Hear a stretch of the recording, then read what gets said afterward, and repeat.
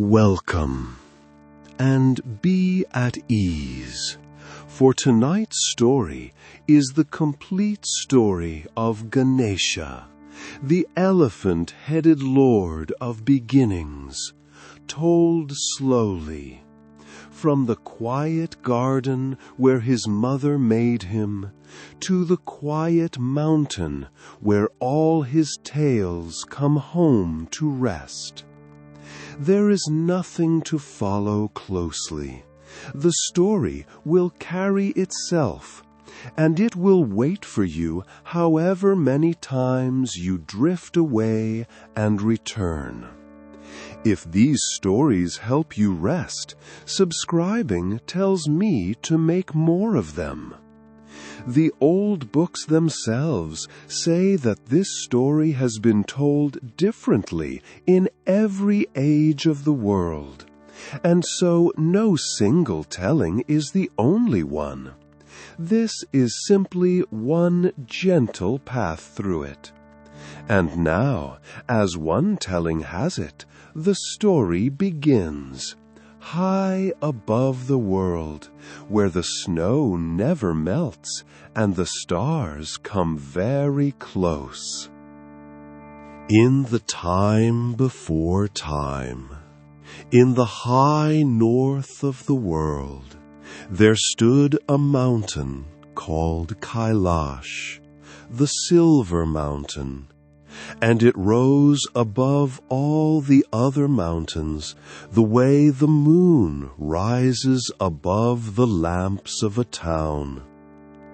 Its shoulders were robed in snow that had never known a footprint, and its foothills wore forests of deodar and blue pine, where the mist moved slowly between the trunks like a herd of pale, unhurried cattle.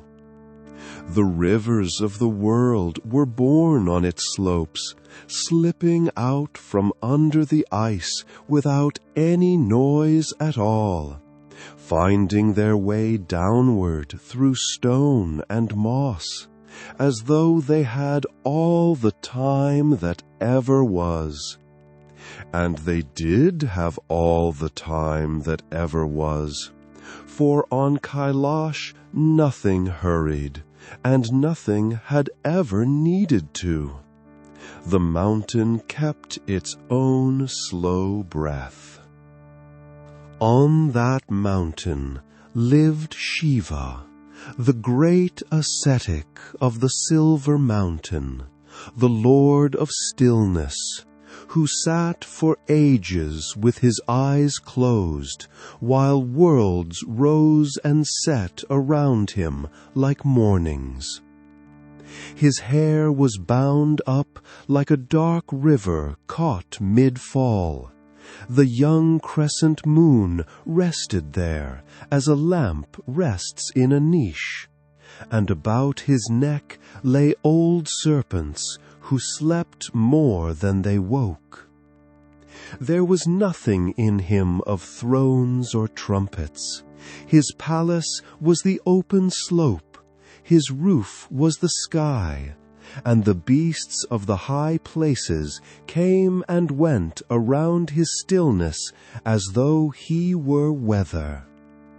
When he opened his eyes, the world felt it gently, the way a sleeping house feels the first light. But mostly his eyes were closed, and the mountain and its lord kept their long quiet together. With him lived Parvati, the daughter of the Mountain King, who had loved him when no one else dared to, and who had won him not with beauty alone, but with tapas, that long, patient austerity, by which a still heart makes itself into a doorway. She was the warmth of that cold country. Where she walked, the snow softened without quite melting, and small flowers came up between the stones to see her pass.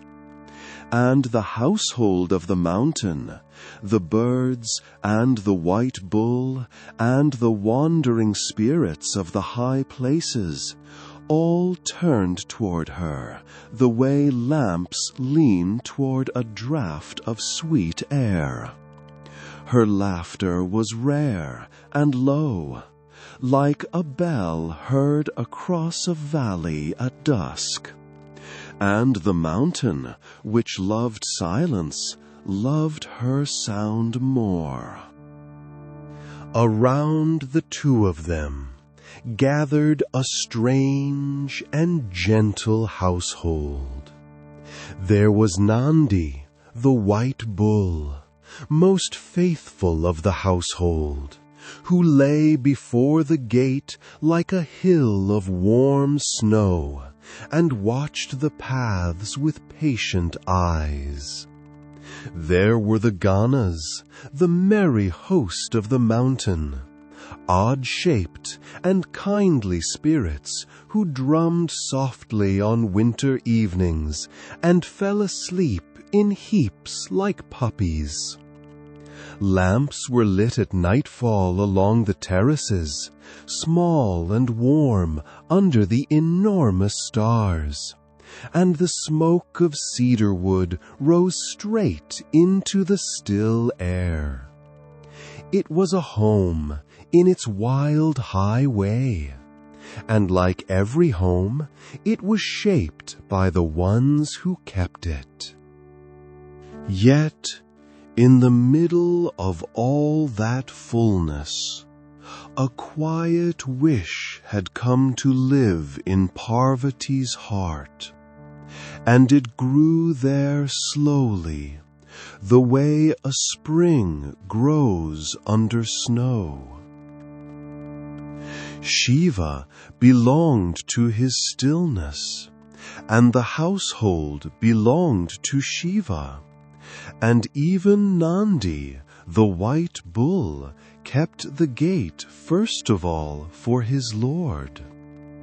She wished for a child who would be wholly her own, made of her and belonging to her, someone to keep her door and share her garden, and fall asleep against her shoulder in the long blue evenings. It was not a loud wish, and she did not speak it for a long while. She only carried it with her through the winters, the way one carries a seed in a fold of cloth, waiting for the right ground.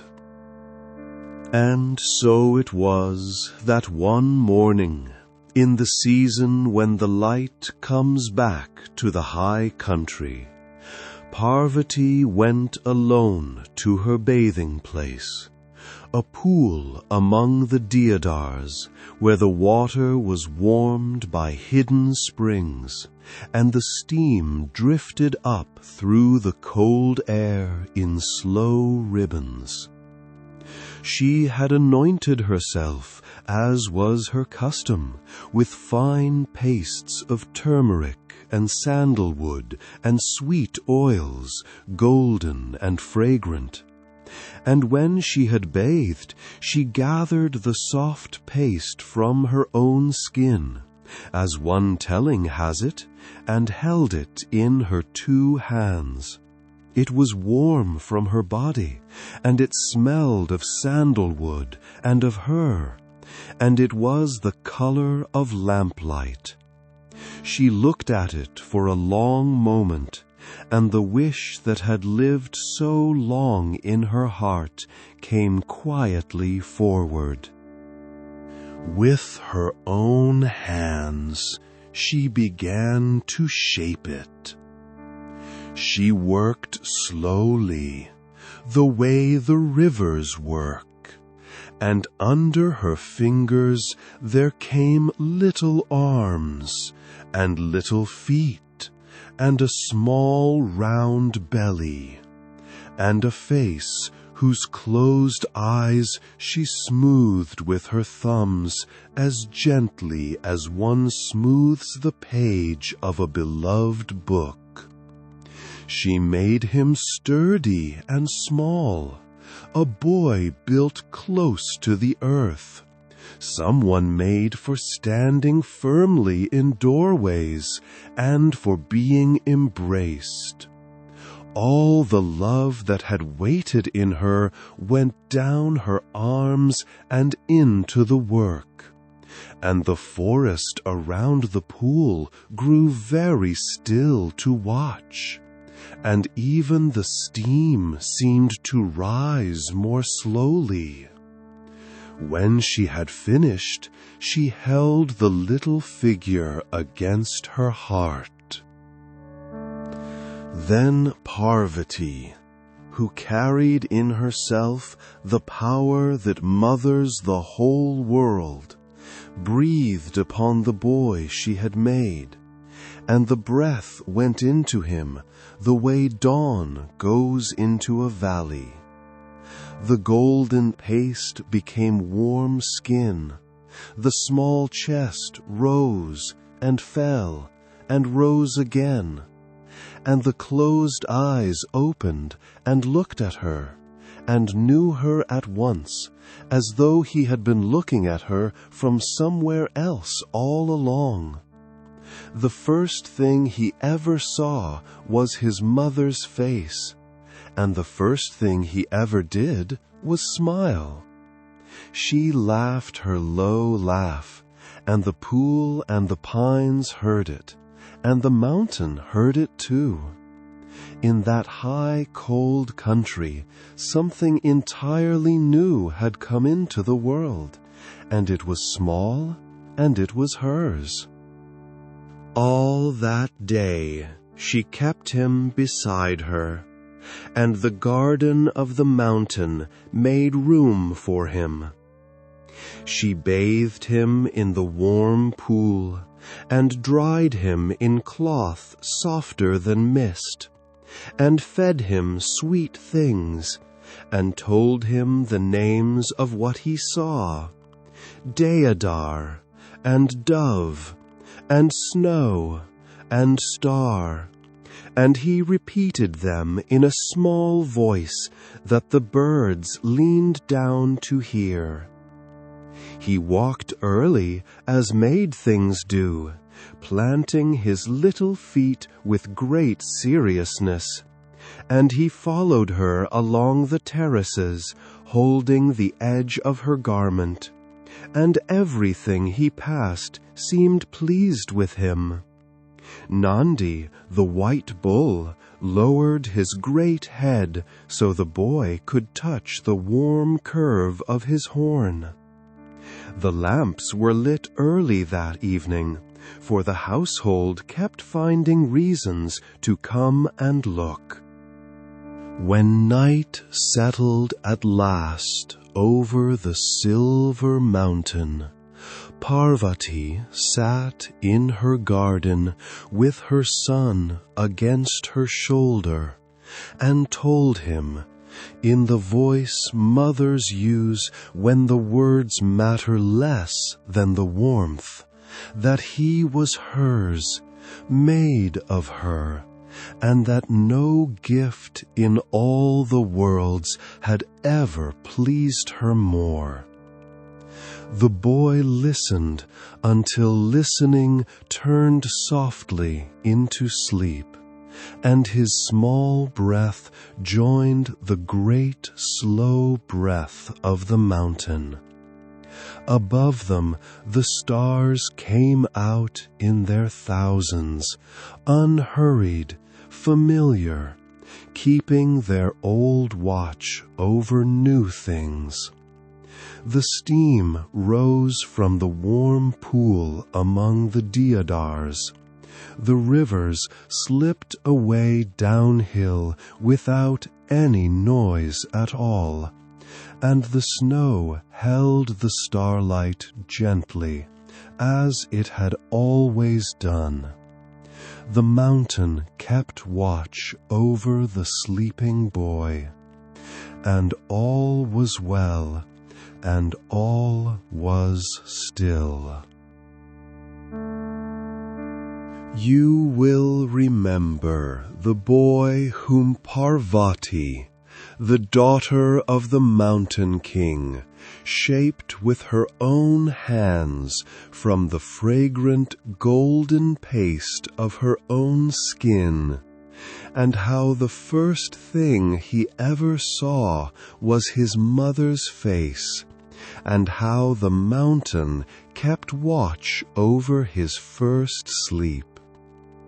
In the days that followed, the boy grew as made things grow, quickly and sweetly, and the terraces of Kailash, the silver mountain, learned the sound of his running feet.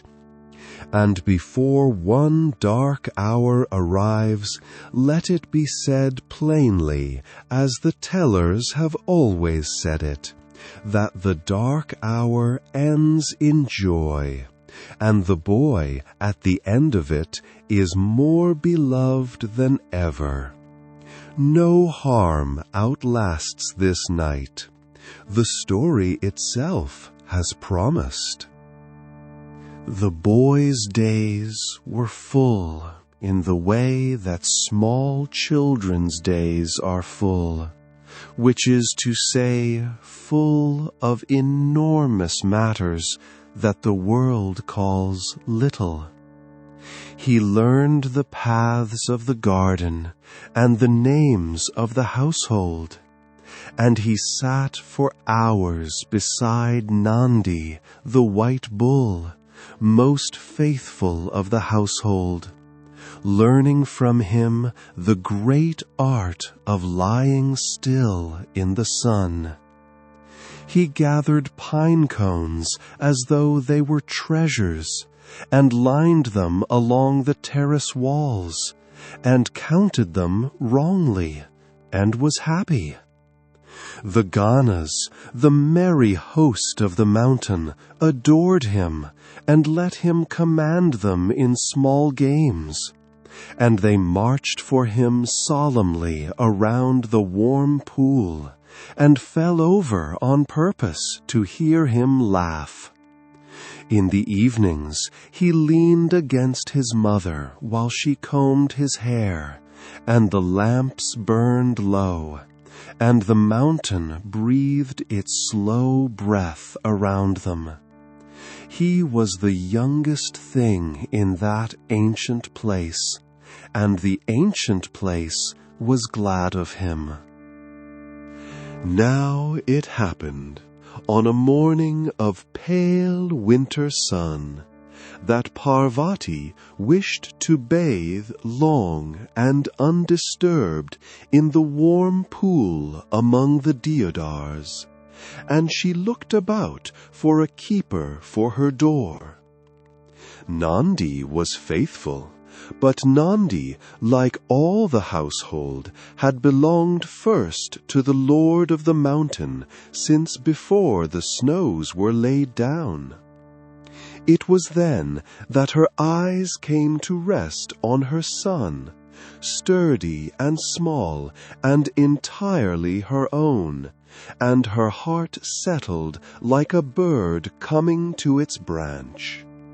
She called him to her and smoothed his hair, and gave him a little staff to hold, and set him at the door of her court, and told him in the tone that mothers use for great trusts, that he was her doorkeeper, and that no one at all was to pass until she called. The boy took the staff in both hands.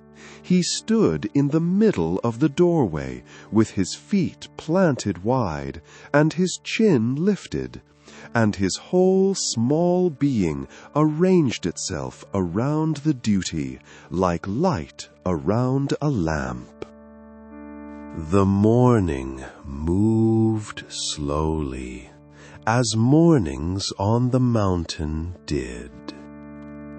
Mist came up the valley, and thought better of it, and went down again.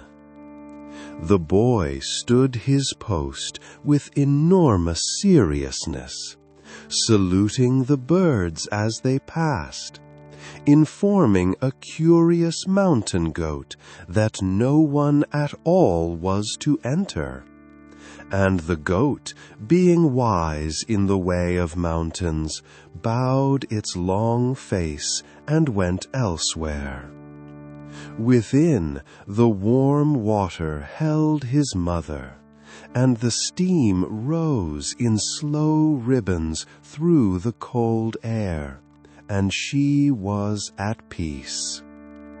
The boy guarded that peace the way the snow guards the summit. It was, though neither of them said it, the happiest duty either had ever given or received. And so it was that Shiva, the great ascetic of the Silver Mountain, came home that morning from the far high places where he had been keeping his long stillness. He came as he always came, unannounced, in his own weather, with the crescent moon in his bound-up hair, and the quiet going before him like a herald. And at the door of his own house he found a small boy he did not know, holding a little staff, who stepped into his path and told him, courteously and completely, that no one at all was to pass.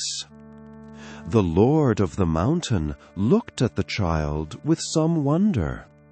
The child looked at the lord of the mountain with none, for he was new in the world and did not know him, and a duty was a duty. Here the telling slows and lowers its voice, and passes at a distance, as one passes a sleeping house. Neither knew the other, that is the whole of the sorrow. Words went between them, and afterwards the household came. And after the household, the misunderstanding grew the way weather grows, cloud by cloud, until the sky of that morning was covered. The merry host was turned back by one small staff, and could not believe it. Prouder powers came, and were turned back too. For the boy had his mother's strength in him, and his post was sacred to him, and he did not yield.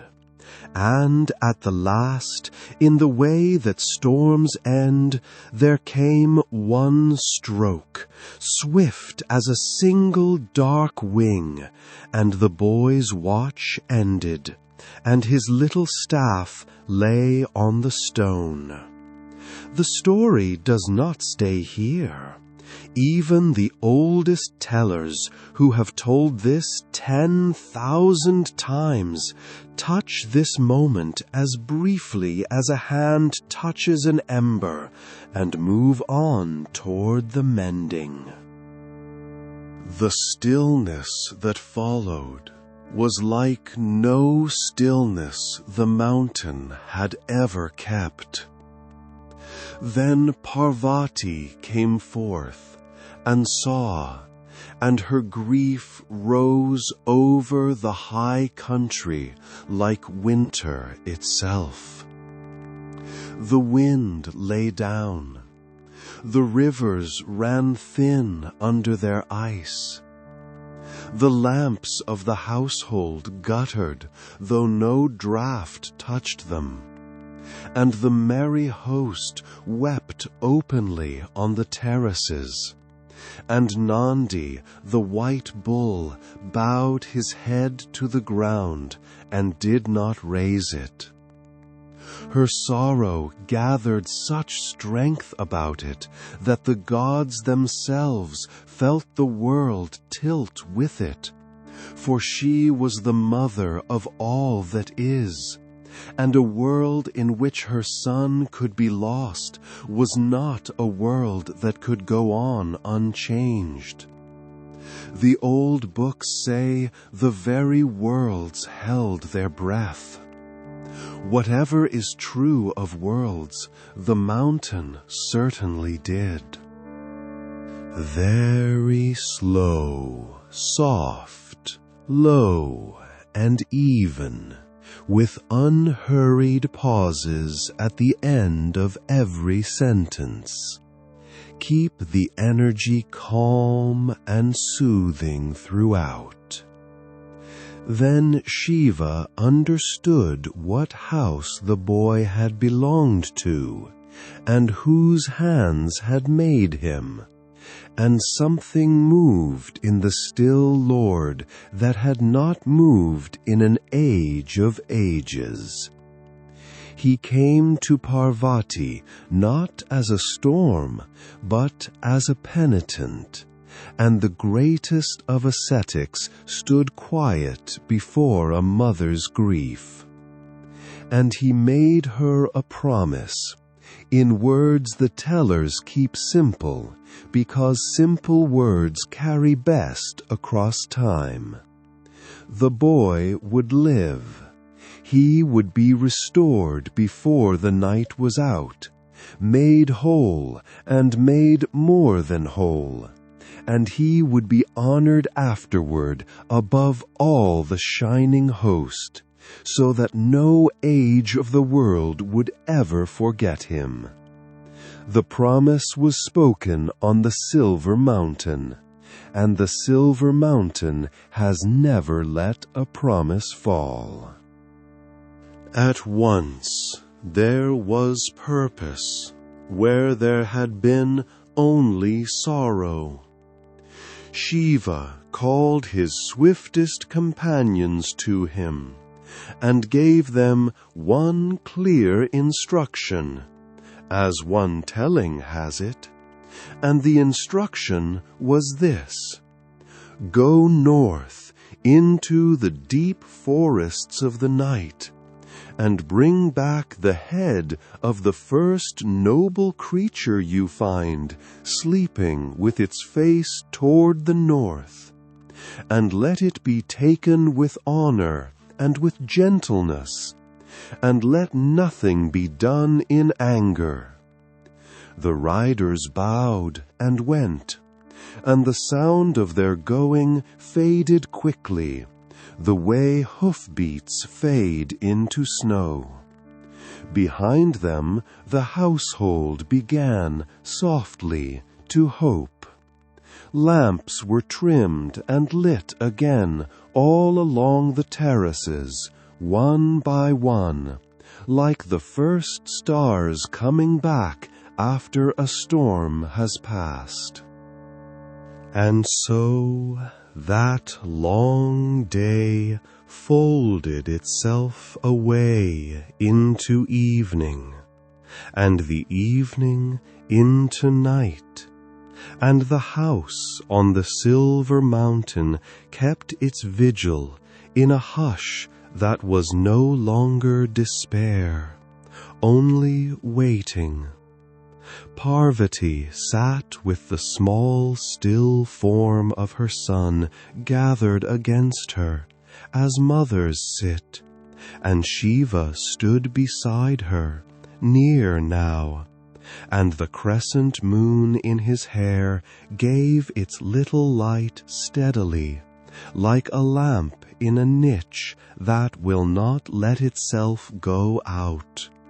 Far below, the north road ran away between the sleeping forests, pale under the stars, carrying the riders and the promise with them into the dark. Snow began to fall, softly, without any wind, laying its white cloth over the terraces and the pines. The mountain held the grieving house as night holds everything, easily, without effort, without end. And through the falling snow the stars kept their places, unhurried and kind, waiting with the household for the morning that the promise had already made certain. You will remember the promise made in the sorrowing house on the silver mountain, that the boy would be restored before the night was out, and how the riders had gone north through the falling snow, while the household kept its vigil among the lamps. The story turns now with those riders away from the mountain for a while, down the pale road that ran between the sleeping forests, under stars that seemed to lean a little closer to watch. Snow lay on the branches like a second, softer forest. The riders went quickly, but the night around them was in no hurry at all, and the deeper they rode into it, the quieter the world became. The forests of the north were old beyond the memory of the trees themselves. Deodar gave way to Saul, and Saul to great banyans whose hanging roots made slow curtains in the dark. And between the trunks the snow thinned, and the air grew mild, and smelled of wet leaves and sleeping earth. Rivers crossed the rider's path, moving under skins of thin ice, with a sound like someone humming with closed lips. Owls turned their round faces to watch the company pass, and did not trouble to be afraid. This was country where nothing had been hunted, and nothing had learned to run, the deep property of the night itself, and the riders slowed without meaning to, the way one slows on entering a temple. Somewhere in that stillness was what they had been sent to find. Very slow, soft, low, and even, with unhurried pauses at the end of every sentence. Keep the energy calm and soothing throughout. They found it, as one telling has it, in a wide clearing where the moon came through and lay upon the grass in a single unbroken piece. There stood a great elephant facing north, old and vast and calm, gray as river mist, with one single tusk that curved from his jaw like a young moon made of ivory. His years had worn him smooth the way water wears a stone, until nothing was left in him but patience and a deep, mild strength. His breathing moved the clearing the way tides move a bay. The riders stood at the edge of the trees for a long moment, and their errand felt suddenly heavy in their hands, for he was noble and he was at peace. The old book does not linger over what followed, and this quiet telling will not invent a gentler bargain than the source itself gives. It says only that the command was carried out, and that the elephant's head was borne back toward the silver mountain. The riders acted without anger or triumph, and before they left the clearing, they lowered their own heads in reverence, acknowledging the gravity of what had been asked and what had been taken. The forest closed softly around the place when they were gone. Under the same patient stars, the company turned for home, carrying its solemn burden with care, while every hoofbeat seemed to say that something ended in the north, so that a mother's long night might end upon Kailash. The ride back was swifter, or seemed so, the way every road home seems shorter than the road out.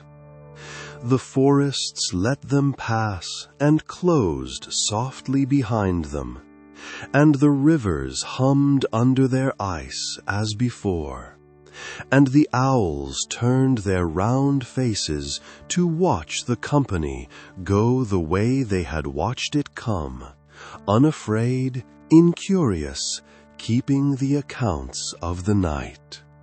Mile after pale mile unwound beneath the hooves like thread from a slow spindle.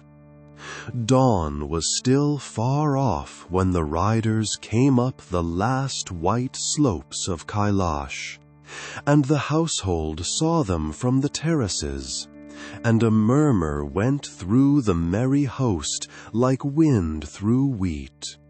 Lamps were carried out into the snow. Nandi, the white bull, most faithful of the household, rose from his long watch by the gate and stood aside with his head high. And in the court of the mountain, where Parvati, the daughter of the mountain king, sat with her small son gathered against her exactly as the night had found her, Shiva, the great ascetic of the silver mountain, rose, and the crescent moon in his hair burned a little brighter, and he said, in a voice that the whole mountain heard without his raising it, that the waiting was over. What happened then? The tellers tell with great care and great joy. The boy was laid upon a bed of sacred grass, facing the north, and the head of the great single-tusked elephant was set upon him with blessings. And the Lord of the mountain called the life back into the small body, gathering it as one gathers embers to relight a lamp.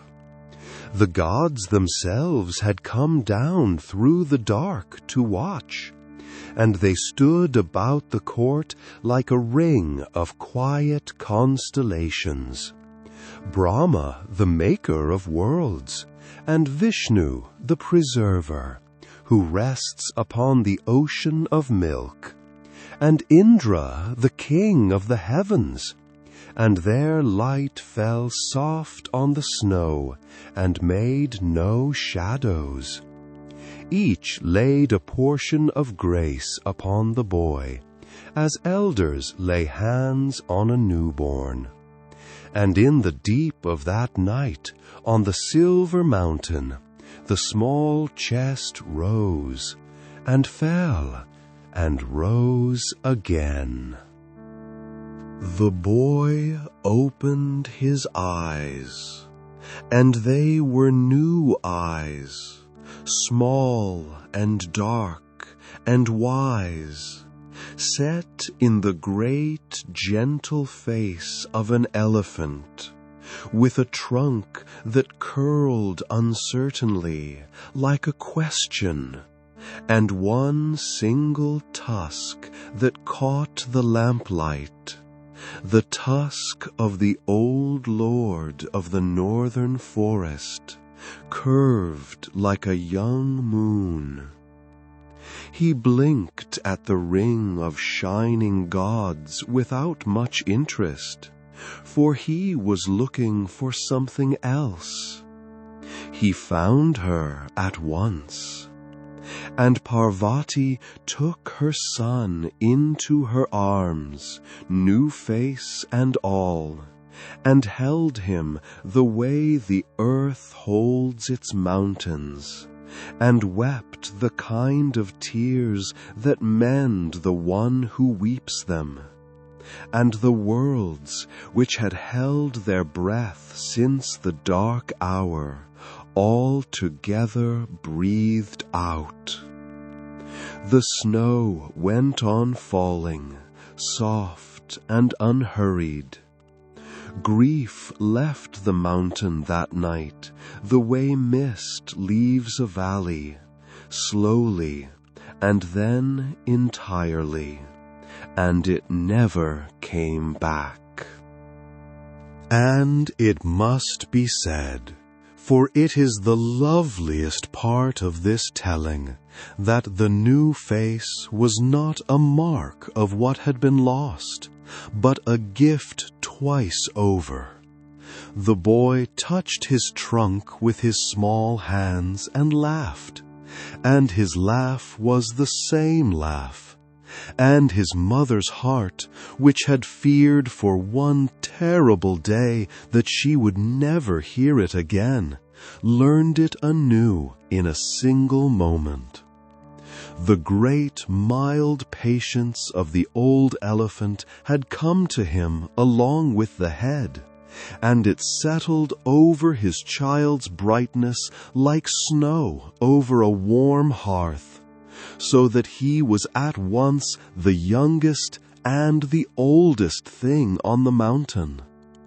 The household crowded close to see, and the merry host, who had wept so hard, now laughed the way only those who have wept can laugh, softly, helplessly, with their hands on one another's shoulders. Nandi lowered his great head, and the boy touched the warm curve of his horn, as he had always done. He was himself. He was more than himself. He was home. Toward morning, the gods took their leave, rising quietly the way stars set, and the court of the mountain grew still again. But it was the good stillness now, the stillness of a house where everyone is safe.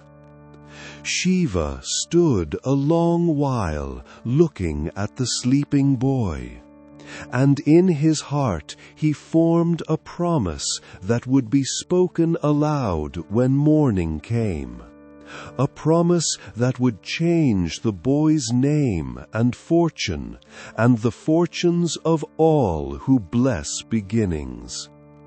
But that was for the morning. Now the lamps burned low along the terraces, one by one going out like tired eyes, and the snow lay new and white over every path, unmarked, unhurried, holding the last of the starlight. In her own court, on cushions warmed by lamplight, Parvati slept at last, and against her shoulder slept her son, his great new ears folded soft as banyan leaves, his breath moving gently in and out with hers. The snow fell without any sound at all. The mountain slept. You will remember the boy restored in the deep of night, with his new and gentle elephant face, and his one moon-curved tusk, and how he slept at last against his mother's shoulder, while the snow fell without any sound at all. The morning that followed that night was the brightest the silver mountain could manage in winter, which is to say, a soft pearl brightness, low and kind, with the mist lying late in the valleys, as though the world itself had decided to sleep in. The household woke slowly and happily, and on that morning, before the frost had left the terraces, the promise that Shiva, the great ascetic of the Silver Mountain, had made in his heart was spoken aloud, and the boy received his names. The gods had not all departed, and those who remained gathered again in the court of the mountain, where the boy stood between his mother and father, with the sun coming up behind the snows. And Shiva set his hand upon the boy's head, between the great soft ears, and gave him the first and greatest of his names. He called him Ganesha, Lord of the Ganas, and also Ganapati, which carries the same meaning in its arms, Master of the merry host of the mountain, chief of all the odd and kindly spirits who drummed on winter evenings and slept in heaps like puppies. From that morning the host was his, to lead and to keep, and with the name came a blessing spoken before all the shining company. The boy who had kept one door faithfully would now be honored at every door in every world. His name would be spoken at the beginning of every venture, every journey, every marriage, and first furrow and first page, and no undertaking that greeted him kindly would ever want for a friend. The gods laid their own gifts over this one, grace upon grace, the way garlands are laid one over another, until the wearer laughs beneath the weight of flowers. And the boy bore it all with the mild patience of his new face, and looked up at his mother to see whether she was pleased, and she was. It is worth pausing, as the tellers always pause, to say what the Ganas were, this merry host that the boy now led. They were the loose, beloved company of the mountain, spirits of high places and odd hours, no two alike. Some were round as pots, and some thin as winter reeds. Some had too many eyes, and some had none they would admit to. And all of them together made the gentlest, most easily delighted crowd in all the worlds. They had no ambition whatsoever. They kept the mountain's paths, and drummed softly when the evening asked for it, and ate with tremendous seriousness, and slept anywhere the sun fell.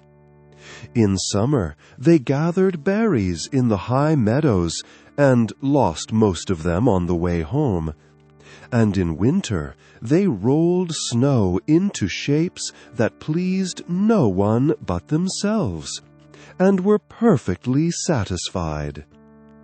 Great powers overlooked them, and that was the great power's loss, for the secret joy of Kailash lived mostly in the Ganas, the way the sweetness of a house lives mostly in its kitchen. These were the boy's people now.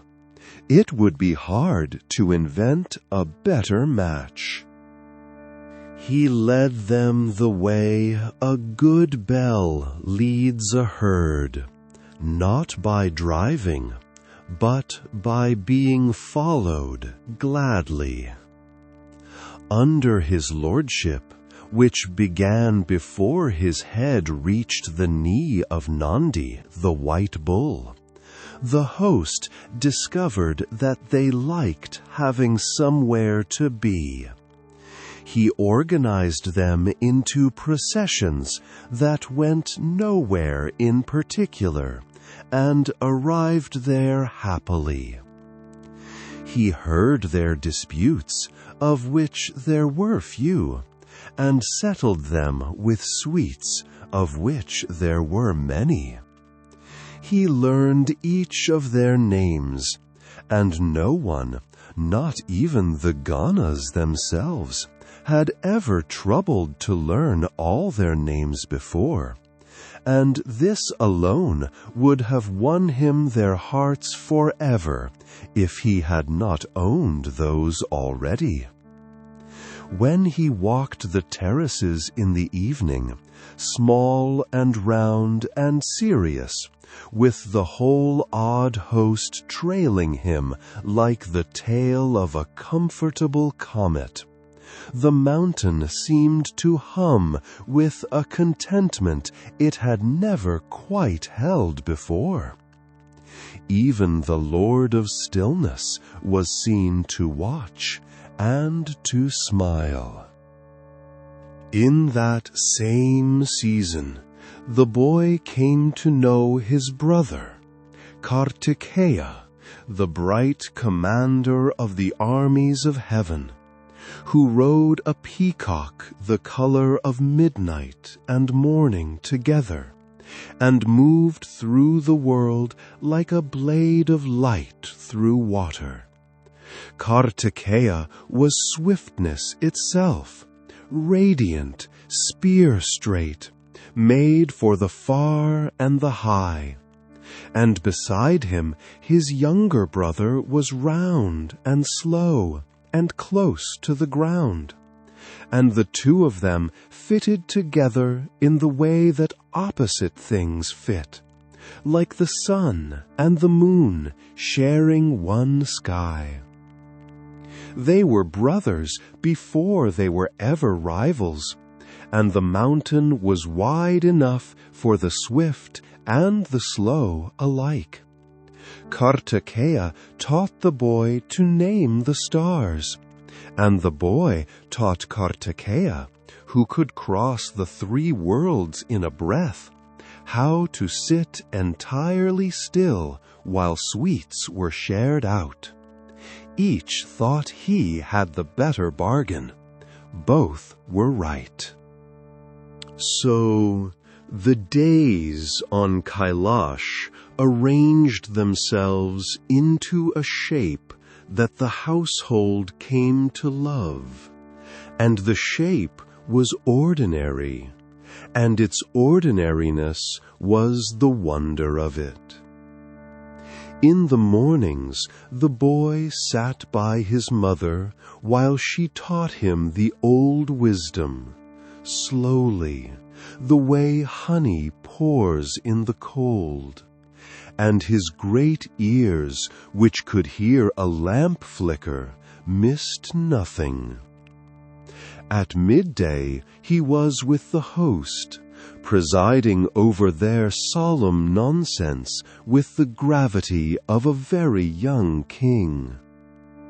In the afternoons he went to his father, and the two of them sat together in the high stillness, the greatest of ascetics and the smallest of doorkeepers. And sometimes they spoke, and mostly they did not. And the mountain held them both like two thoughts in one calm mind.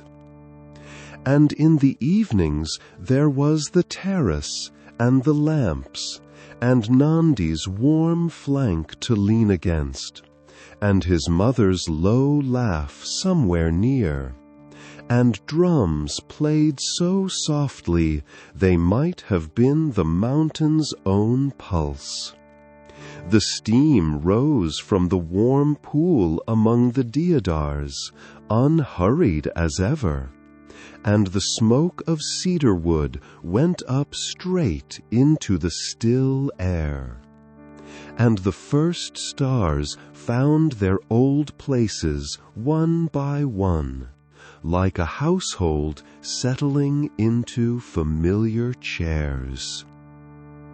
The story tells us that in those years the fame of the little Lord began to travel, as light travels, without effort and without haste. Pilgrims in the valleys far below spoke of the child on the mountain who had kept a door so faithfully that heaven itself now honored him at every threshold. Travelers whispered his name at crossroads and found the roads kinder. Scribes touched their pens to their foreheads before the first word, and farmers spoke a blessing over the first furrow. And brides and bridegrooms garlanded doorways, and in all these small human gestures, warm as lamplight, the boy of the mountain was present, in the way that the beloved are present, wherever they are remembered. He knew little of this, and would have been unmoved by it. He had his mother, his mountain, his host, and his sweets. His fortune was already complete. And so the evening settled like a winter sun, early and gently, like all the other evenings, which was exactly how the mountain preferred them. The merry host had drummed their softest, and were asleep on the terraces in their comfortable heaps, promoted now from puppies to the honor guard of a sleeping lord, though they looked much the same. Kartikeya's peacock had folded its thousand-eyed splendor under one wing. Nandi lay by the gate like a hill of warm snow, dreaming of slow grass, and the snow itself lay over the high paths, unmarked and patient, keeping the starlight. In the innermost court the lamps were burning down, and Ganesha, lord of the Ganas, slept against his mother's shoulder, with one small hand curled around his single tusk, as though even in sleep he were keeping something safe. The stars wheeled slowly over the silver mountain, in their thousands, in their places. The mountain hummed its low note of contentment, too deep for any ear but the night's. And all was well, and all was still.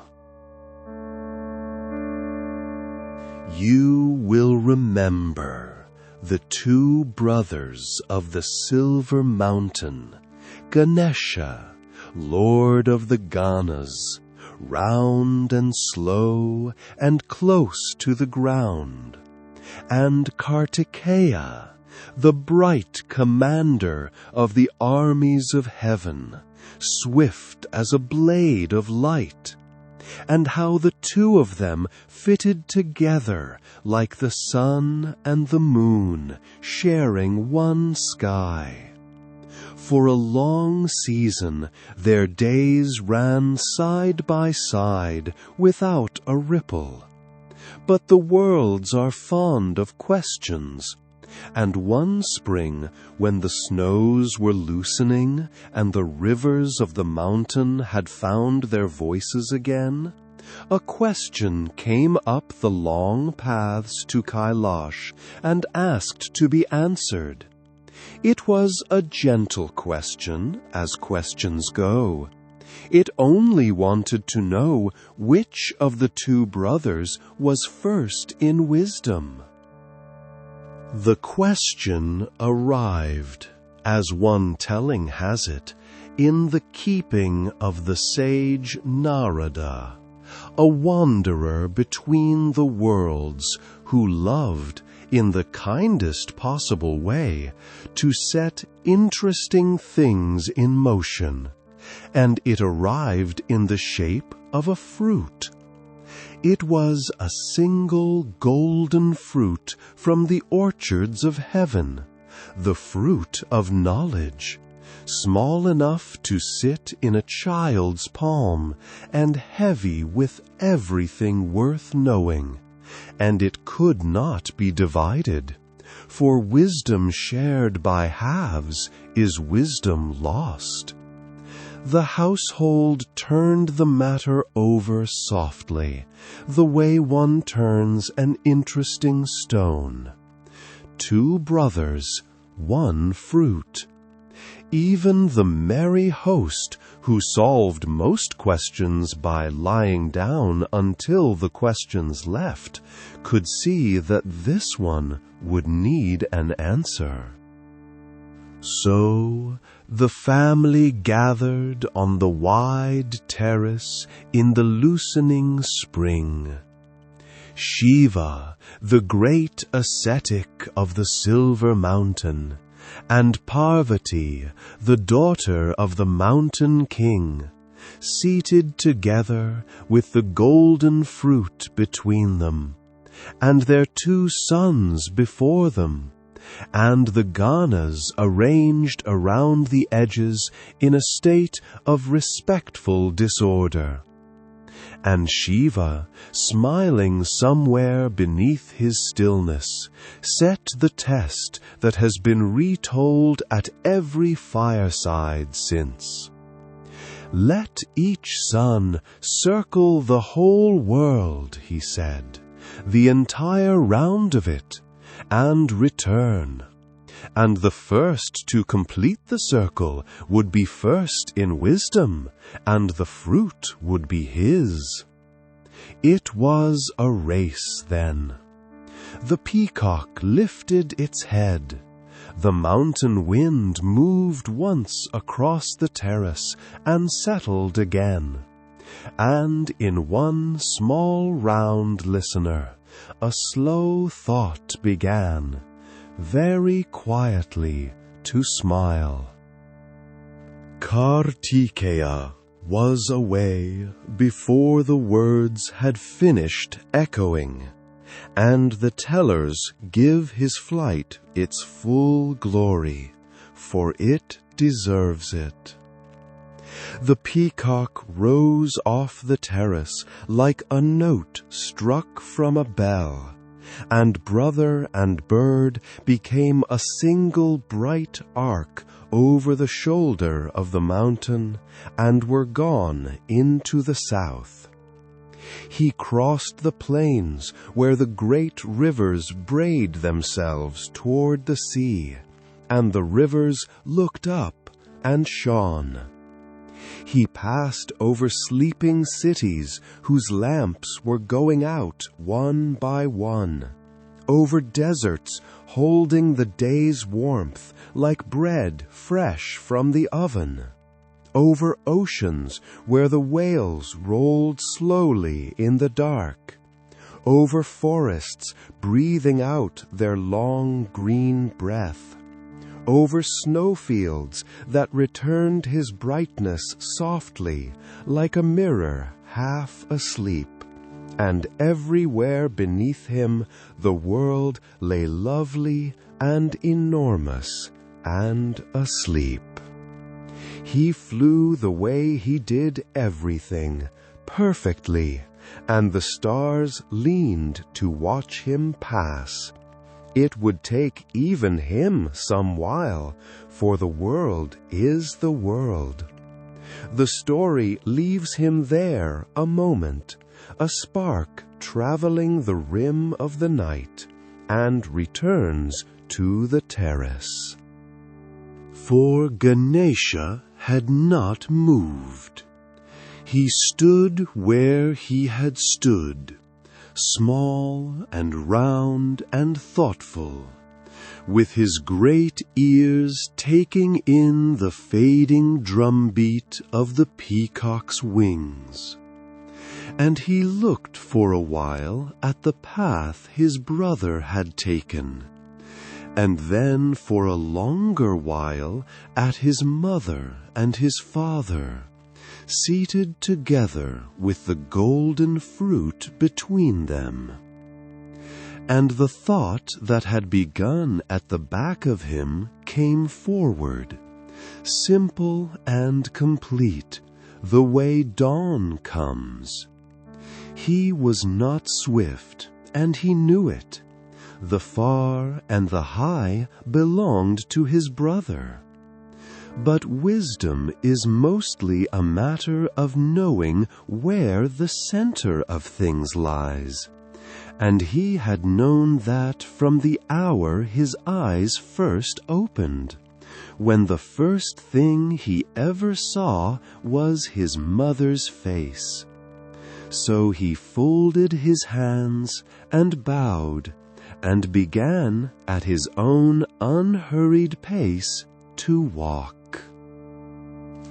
He walked a slow circle around his seated parents, all the way around, rightwise, as one walks around a shrine, his small feet placed with great seriousness, his trunk curled in contentment. Then he walked around them a second time, because reverence is nothing if it is hurried, and then a third, for the joy of it. The terrace was so quiet that his footfalls could be heard on the warm stone, soft and patient, like the first slow drops before kind rain. When he had finished the third circle, he came and stood before his mother and father, and folded his hands again, and said, in the mild voice of his new face, that his circle was complete. For his father was all that is imperishable, and his mother was all that is made. And whoever has walked around his parents has walked around the whole world, and anything the flying road could show him was already here, seated on this terrace, in these two. "You are my world," he said, and the mountain itself seemed to lean down to hear it. Very slow, soft, low, and even, with unhurried pauses at the end of every sentence. Keep the energy calm and soothing throughout. There was a silence of the very best kind, the kind that comes when something true has been said simply. Then Parvati laughed her low laugh, and Shiva smiled his rare smile, openly this time, and the merry host understood at approximately the right moment, and sent up a soft, disorderly cheer. The golden fruit was placed in the boy's hands before the whole household, and it is said that he did not eat it at once, but held it a while, turning it slowly, listening to it the way he listened to lamps and stars, and that when he did eat it, the taste, being the taste of all wisdom, reminded him chiefly of his mother's kitchen. That detail may belong to the Ganas, who added freely to every story, and it stayed in the telling, warm as kitchen smoke. And what of Kartikeya, the bright commander, who came home over the shoulder of the mountain, having flown the true round of the true world, only to find the fruit already given, and the race already ended by 3 small circles on a terrace? The tellers handle this gently and rightly, for his flight had been real and beautiful, and no one who circles the actual world should come home to unkindness. There was, the story allows, a shadow on his brightness for a time, as there is on the moon some nights, and he went apart into the high south of his own heart for a while, and the mountain let him. But brothers are brothers. In time, and not too long a time, he came back up the terraces in the blue evening, and found his younger brother sitting with the last of the sweets saved for him, uneaten and guarded, which between those two was a whole speech of love. They sat together while the lamps were lit. The peacock and the household made room. What was settled between them stayed settled, and the tellers say that this is why the wise honor both brothers, the one who flew the world and the one who understood it, and no house is poorer for keeping both. From that day, it became the custom of gods and households alike, as one telling has it, to greet Ganesha first at every beginning, for the gods reasoned that one who could find the whole world on a single terrace would never let a beginning lose its way. That honor would deepen through the years, for now there was only the blue spring evening on the silver mountain, with the family together, and the question answered, and the golden fruit long since shared out in stories. The rivers ran soft in the dark, carrying the loosened snow down to the sleeping plains, and the mist came up the valleys and settled along the pines like a shawl drawn over familiar shoulders. The 2 brothers sat side by side against the warm flank of Nandi, the white bull, the swift one and the slow one, watching the real world turn quietly below them, in no hurry at all. The lamps burned low. The mountain slept. You will remember Ganesha, Lord of the Ganas, who found the whole world on a single terrace, and how the honor of first greeting settled upon him like a garland he had not asked for. As he grew, the world below the mountain called to him more often, for one who blesses beginnings must sometimes go where beginnings are, down among the villages and the river crossings and the doorways of the sleeping plains. And it was in those years that the question of a mount arose, gently, the way household questions do. Every great one of the mountain had a carrier and companion. Only the Lord of Beginnings still went everywhere on his own 2 small feet. The question was allowed to ripen slowly in the mountain's fashion. His father rode the white bull, Nandi, most faithful of the household, whose broad back was a moving hill. His brother Kartikeya, the bright commander of the armies of heaven, rode the peacock, that ark of midnight and morning.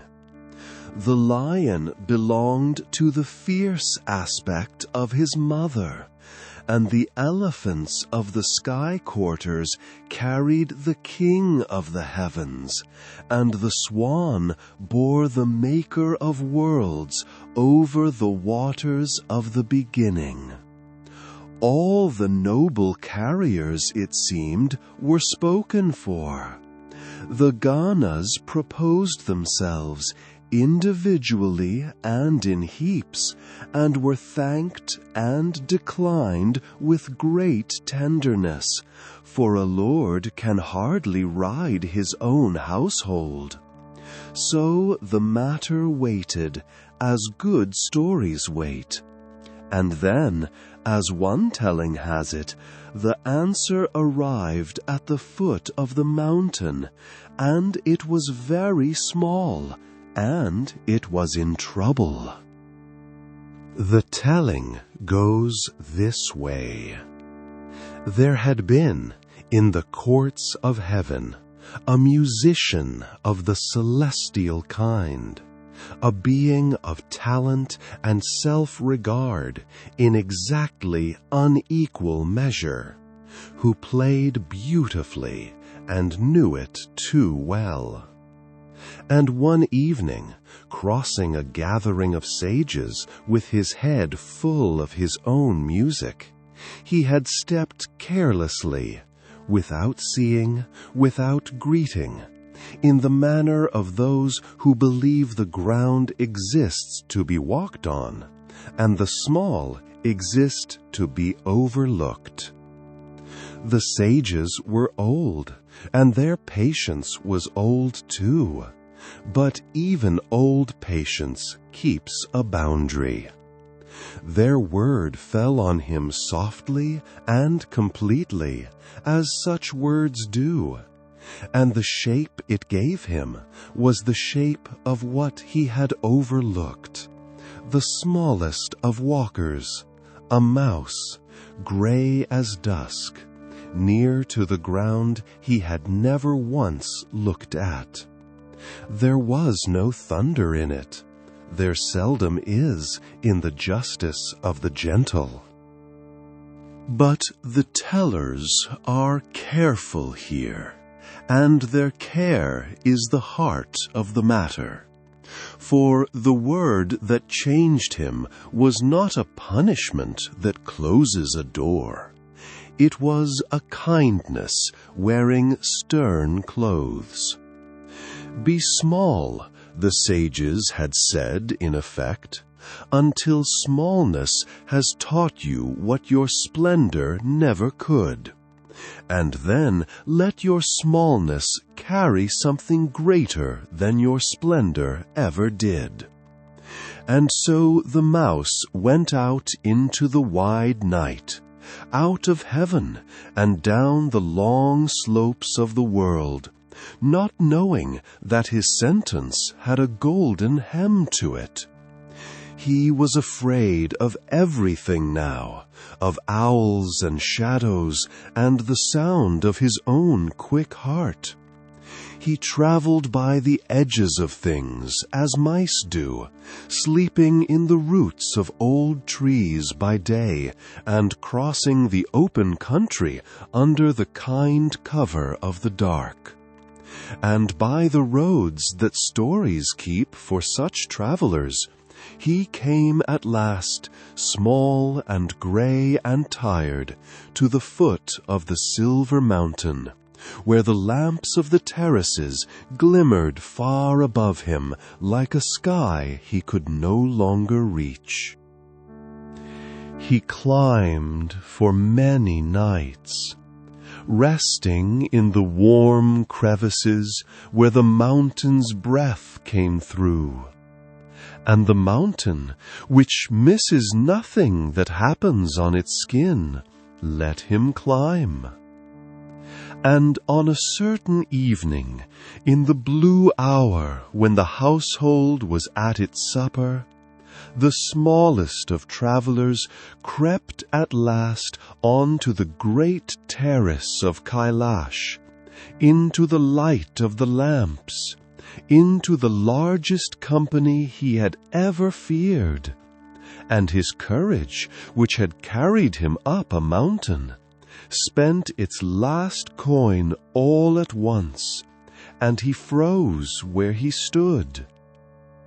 The merry host noticed him first, of course, being closest to the ground in spirit.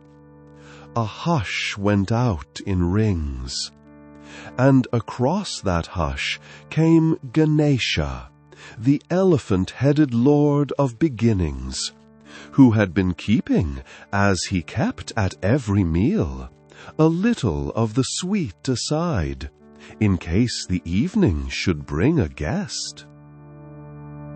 What the mouse saw then, the tellers linger over, because it is the hinge of his whole story. He saw the largest being he had ever been near come toward him, vast and slow, with ears like temple doors, and one moon-curved tusk shining in the lamplight, and every instinct in his small new body cried out to run. But the vast one stopped a little way off and lowered himself, unhurried, to the ground, until he lay nearly at the mouse's own height, and set down between them, with enormous care, a piece of sweet the size of the mouse's head. And then he waited. He did not reach. He did not summon. He waited the way the mountain waits for spring, with all the time that ever was. The lamps burned. The household watched over its supper. And at last the small gray traveler crossed the space between them, one careful length of himself at a time, and ate from the ground before the Lord of Beginnings, and was not overlooked, and knew it. Very slow, soft, low, and even, with unhurried pauses at the end of every sentence. Keep the energy calm and soothing throughout. Read only the provided text. Do not add or improvise any extra words. They were friends before the plate was empty. in the way that is not gradual, but simply recognized. And when, in the days after, the question of the mount was raised again by the household, Ganesha answered it by lifting the mouse onto his own shoulder, where the small one sat up with a dignity nobody laughed at, and the question never needed asking again. The wise of the mountain saw at once what the choice meant, and the tellers have unfolded it ever since, slowly, like a cloth with a pattern woven in. The remover of obstacles rides the one creature that no obstacle can stop, for a mouse passes where processions cannot, under the door, through the granary wall, along the smallest path in the dark. The largest heart chose the smallest carrier, so that no one who is small would ever again believe that smallness is far from the divine. And pride, humbled into a mouse, was not discarded, but given the holiest work in the three worlds, which is the way of the mountain with everything it humbles. His name became Mushika, the little mouse, and it was spoken thereafter with honor, and is. How they managed it, the vast lord and the small companion. The tellers admit with a smile that they do not entirely know, and the household never measured, for love does its own engineering. What is certain is that they went everywhere together from that day, down all the roads that beginnings keep. Children in the villages below learned to leave a few grains at the threshold for the mouse of the Lord of Thresholds, and to leave them gladly, for where the mouse had eaten, the house was said to be remembered. And the two of them made, it cannot be denied, a sight that put the whole world in better humor.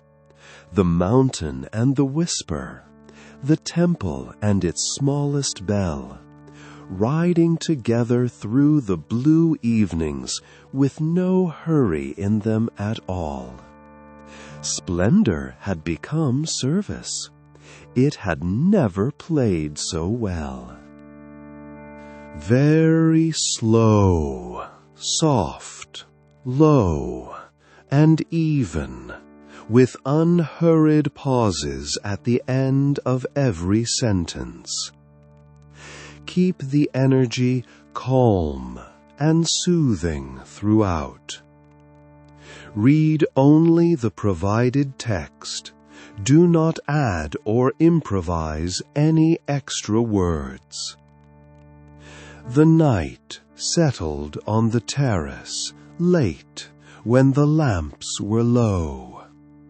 The supper was long over, and the merry host lay in its heaps, and the peacock had folded its 1,000 eyes, and Nandi by the gate was a hill of warm snow under the early stars.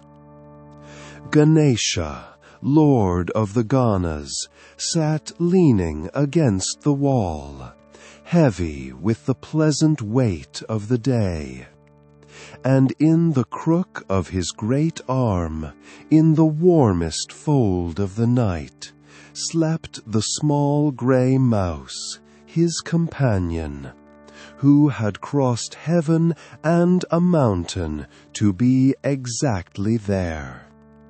His quick heart had learned, at last, a slower time. It kept pace now with the great slow heart beside it, beat for patient beat, the smallest drum on the mountain answering the deepest. Snow held the starlight on the high paths. The rivers went down in the dark without any noise at all. The mountain slept, and the mouse slept, and all was well, and all was still. You will remember the gentle Lord of the Mountain's merry host, and the small gray mouse, his companion, and how the two of them rode together through the blue evenings, the mountain and the whisper, putting the whole world in better humor. Word of the child of Kailash traveled in those years to every court and every treasury, and now the road turned toward the richest treasury of all. For north of the mountain, in a valley that glittered even at night, stood the golden city of Alaka, and in it lived Kubera, the Lord of treasures, king of the golden city of the north, keeper of all the wealth of the worlds. And Kubera, whose vaults held everything, had lately acquired the one possession that does not improve its owner, which is pride in the rest. Very slow, soft, low, and even, with unhurried pauses at the end of every sentence. Keep the energy calm and soothing throughout. The tellers describe his city slowly, for it deserves description, and sleep is fond of inventories. Its walls were faced with gold that had been brushed soft so as not to glare, and its towers held lamps of such size that travelers took them for low stars. Fountains ran in its courtyards over beds of pearl. Jasmine grew up pillars of silver, and in the treasure houses, room upon room upon room, lay the wealth of ages in a dim, warm shine. Coins and crowns and bolts of cloth woven with light. All of it counted, all of it kept. Kubera walked those rooms in the evenings the way other beings walk gardens, trailing his fingers along the shelves, greeting his favorites, pausing at the windows where the whole shining valley lay below him, like one more possession laid out on cloth. He was not wicked, the tellers are clear. He was generous by policy and splendid by habit. It was only that somewhere among the counting, the gift had begun to matter less to him than the giving being seen. And so there ripened in Kubera the wish to give a feast, the greatest feast the worlds had known, and to have it known as such. Invitations went out on golden leaves to every quarter, and last and grandest of all, Kubera himself traveled up the silver mountain to invite the household of Shiva, the lord of the mountain, for a feast that lacked him would be a lamp that lacked a flame. He found the great ascetic seated in his stillness, and made his invitation with many flourishes. And the tellers say that Shiva smiled somewhere beneath his stillness, the smile of one who sees a lesson already walking up the road. He would not come himself, he said, for feasts were not his country, and Parvati, the daughter of the mountain king, preferred her terrace to any palace. But they would send their son. The boy was fond of his food, his father observed mildly, and would do the feast full justice. Kubera bowed and departed well pleased, believing he carried home the easiest of his guests. The mountain watched him go, and kept its own counsel, and its counsel had a smile in it. The day came, and Ganesha, the elephant-headed lord of beginnings, rode down to the golden city with the small gray mouse on his shoulder, and was received with trumpets so tasteful they apologized for themselves. He was seated at the head of a hall so long that its far end kept its own weather, at a table laid with dishes from every country of the worlds, and the feast began. And the tellers tell what followed the way one tells a dream, slowly, dish by dish, without alarm, for there is no alarm in it, only wonder. The boy ate. He ate the first course and the 100th, and the servers came like a soft procession of tides, and the kitchens sang. And still the small guest at the head of the table remained, politely and completely, hungry. Course after course went the way of the first. The hall's great dishes emptied like tide pools before a patient sea. And the child's face stayed mild throughout, even apologetic, as though he too were puzzled that the feast of the worlds should sit so lightly. Word went down to the kitchens, and the kitchens redoubled, and the storerooms opened, and then the treasure houses themselves, for Kubera, in his rising bewilderment, commanded that everything be offered, the stores of grain from 100 harvests, the sweets laid up for 100 festivals, the orchards, the granaries, the golden plates themselves, if the guest would have them. The city gave, and the giving that had been meant for display became, hour by hour, something nearer to prayer.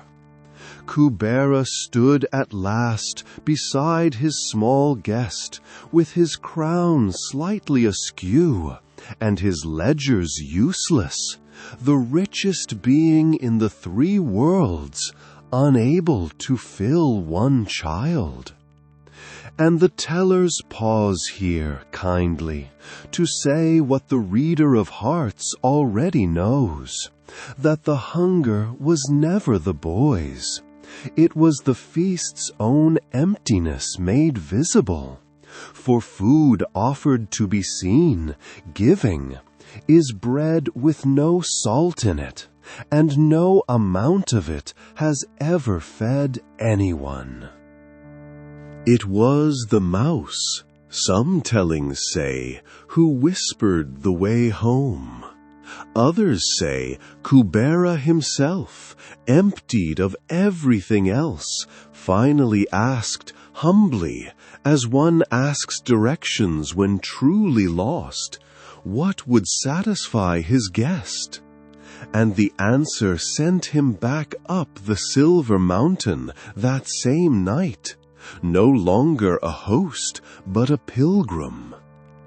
There, at the door of her court, Parvati heard the whole of it, and laughed her low laugh, without any unkindness in it, and gave the Lord of Treasures not a treasure, but a handful, one small handful of roasted grain from her own kitchen, humble as an evening in a village, and told him to offer it to her son with love and nothing else. Kubera carried that handful down the mountain more carefully than he had ever carried gold, cupped in both palms, through the starlit passes, past his own gates, along his own shining streets, and no treasure in all his vaults had ever felt to him so heavy or so light. And in the great echoing hall of the golden city, before the tired kitchens and the emptied stores, the Lord of Treasures knelt and offered the handful of grain with his own hands, saying nothing, wanting nothing, only sorry and fond at last. Ganesha ate it and was full, one handful after the harvests of 100 years. He was full the way a lamp is full when it is lit, quietly and all at once. And he thanked his host with the warmth that had waited all evening for something it could honestly warm to. And the hall, so long anxious, went soft with relief the way a held breath goes.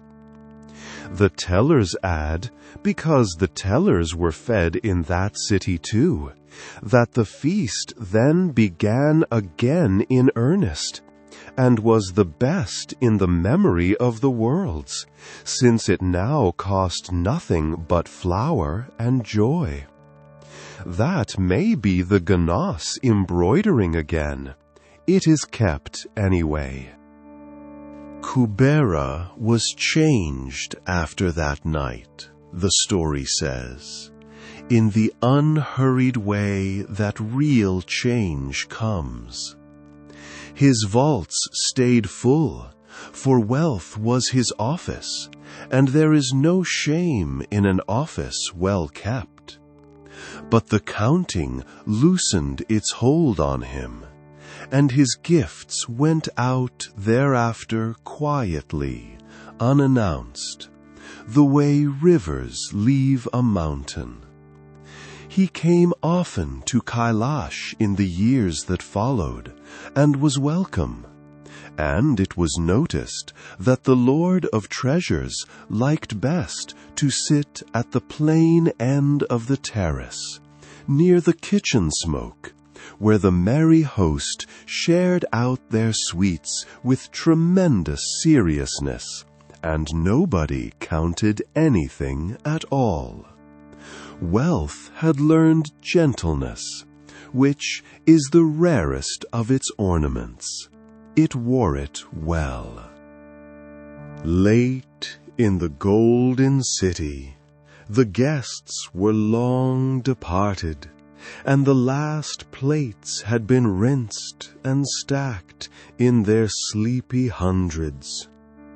Kubera walked once through his treasure rooms as he had always done, but slowly now, contentedly, a keeper and no longer a captive. And then he put out the lamps himself, one by one, which he had never once done in all his splendid years. Outside, the towers dimmed their great lights, and the fountains ran quieter over their beds of pearl, and the golden city, which had glittered so hard for so long, let itself go dark and soft, like any village at the end of a good day. Far to the south, the silver mountain stood under its stars, and on its terrace a full and happy child was already asleep, with a small gray mouse asleep beside him. The night held the rich and the humble alike, easily, without effort, and all was well, and all was still. You will remember the Lord of Beginnings, who blesses all first pages, and how the golden city learned from him that one handful given with love outweighs the harvests of 100 years. The story grows quieter now, as night stories should as the night deepens, and it comes down from the mountain to a river bank, and to a banyan tree, and to the writing of a book. For of all the tales of Ganesha, none is loved more gently than this one, the tale of how he lent his patience to a poet, and gave up a part of himself so that a great story would not be lost. It is a slow tale. It is mostly the sound of a pen. In those years there lived a sage called Vyasa, the poet, who held the whole great story in his mind. And the story he held was the Mahabharata, the vast telling of an age of kings and cousins, of Dharma, which is the law written quietly in the heart of things, of loss and forgiveness and the long roads between them. It had grown in him over a lifetime, the way a banyan grows, sending down roots from its own branches, until the poem and the poet could hardly be told apart. And Vyasa knew, in the way the old and wise know such things, that the poem had outgrown the keeping of one man's memory. It needed to be written, all of it, or one forgetful morning it would begin, verse by verse, to go out like lamps. But no ordinary scribe could take such a dictation, for the verses came in floods when they came, and any hand that paused to rest would lose the river entire. So Vyasa did what the wise do with problems too large for them, and laid the matter before heaven. And heaven, as one telling has it, gave the gentlest possible answer. For who understands beginnings better than the Lord of Beginnings?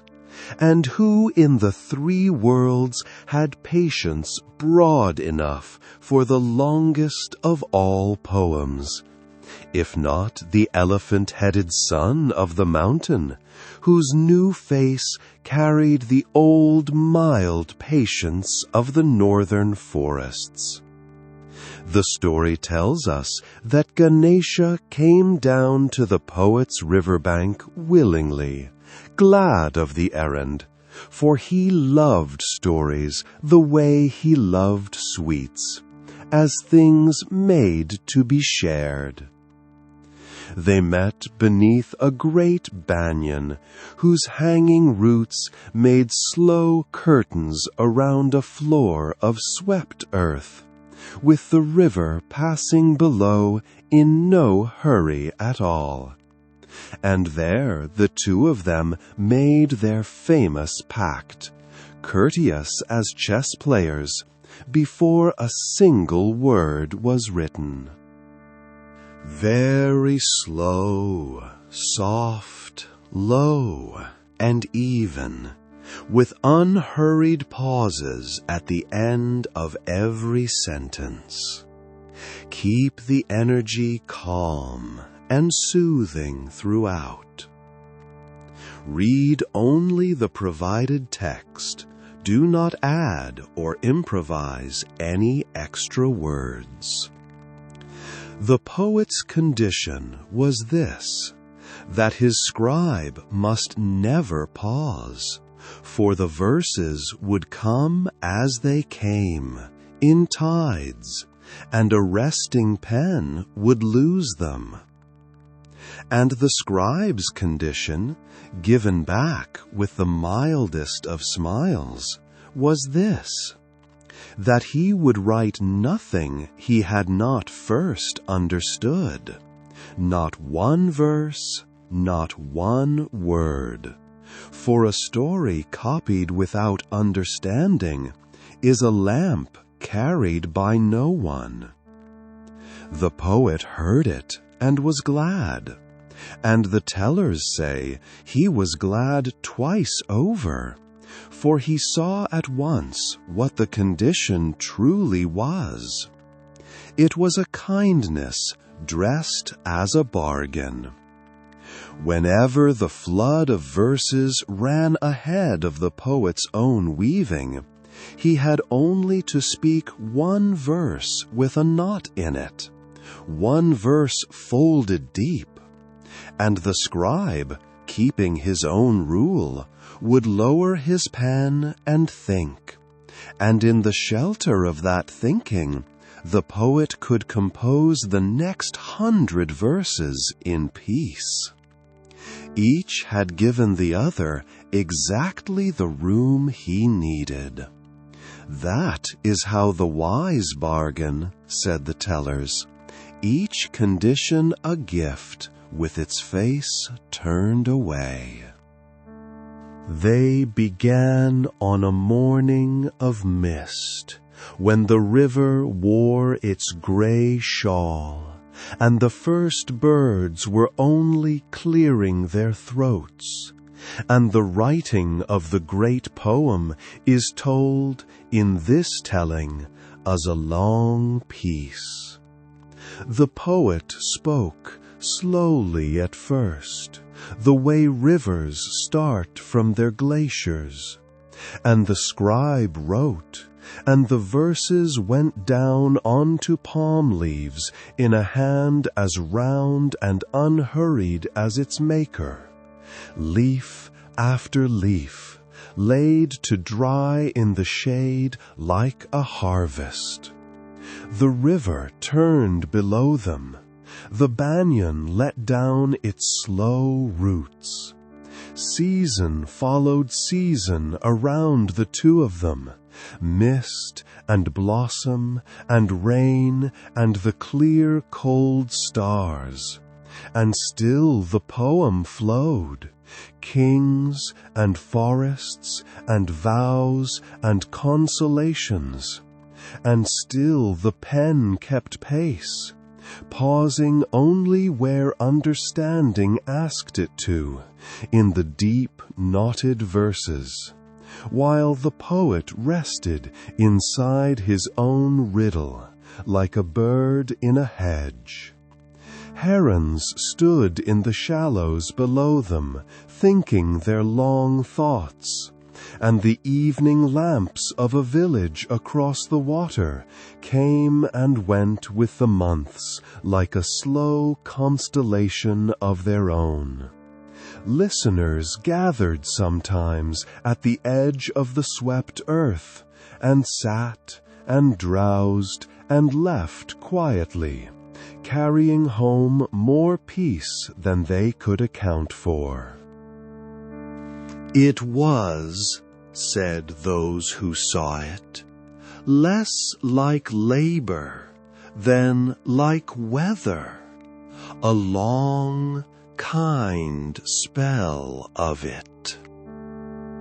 But even the longest piece keeps one small trial in it, and this tale keeps its trial at the middle, where it can be held on both sides by calm. There came a day deep in the poem when the pen itself gave out. The reed split or the quill softened. The tellings differ and do not mind differing. And the flood of verses was at its height, and a pause now would lose what could never be rewoven. And the tellers say that Ganesha did not hesitate, and that it is wrong to tell this moment as anything but calm. He set down the failed pen, and with one smooth motion he broke off the tip of his own single tusk, the moon-curved tusk of the old lord of the northern forest, and dipped it and wrote on, and the river of verses never touched the ground.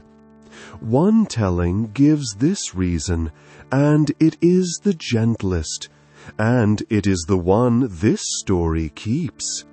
He gave a part of himself so that a story would not be lost. The tellers add softly that of all the reasons the tradition remembers for the broken tusk, they love this one best, and they say it without quarreling with the others, for a god so generous can afford more than one story.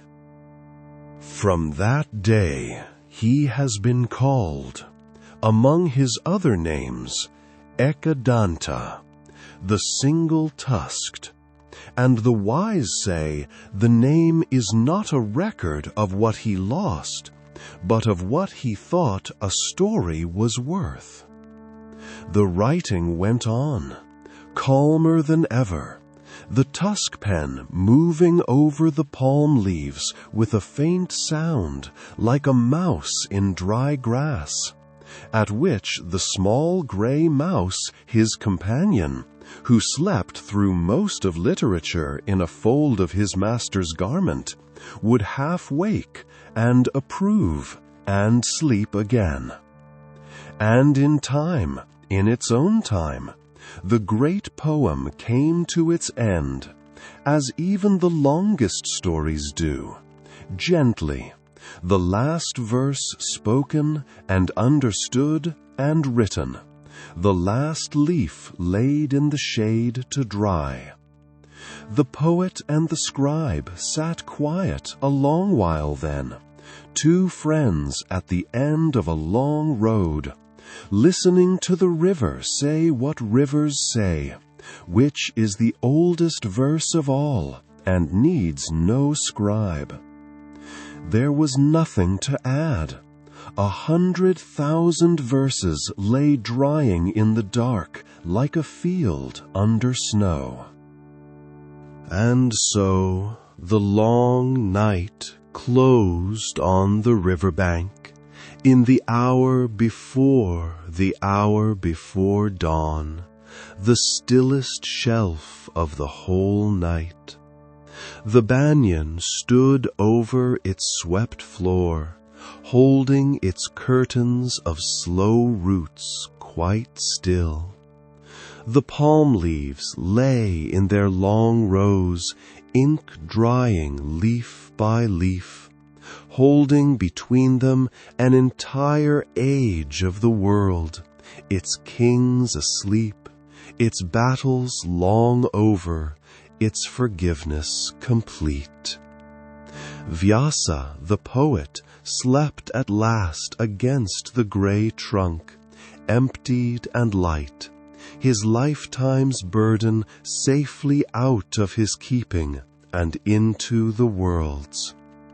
And Ganesha, Ekadanta, the single-tusked, sat a while longer in the dark with the mouse asleep in his lap, resting his own gift, listening to the river and the drying ink and the enormous quiet of a story finished.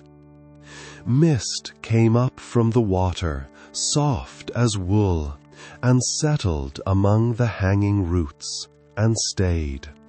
The last star before morning found its place and held it, and all was well, and all was still. You will remember Ekadanta, the single-tusked, the patient scribe of the riverbank, who gave a part of himself so that a great story would not be lost.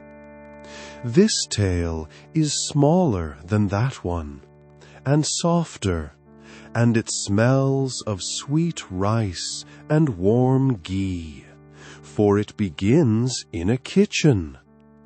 It is the tale of one festival evening, and one small stumble on a mountain path, and how even the moon, who rides his slow chariot through the night, once had to learn gentleness.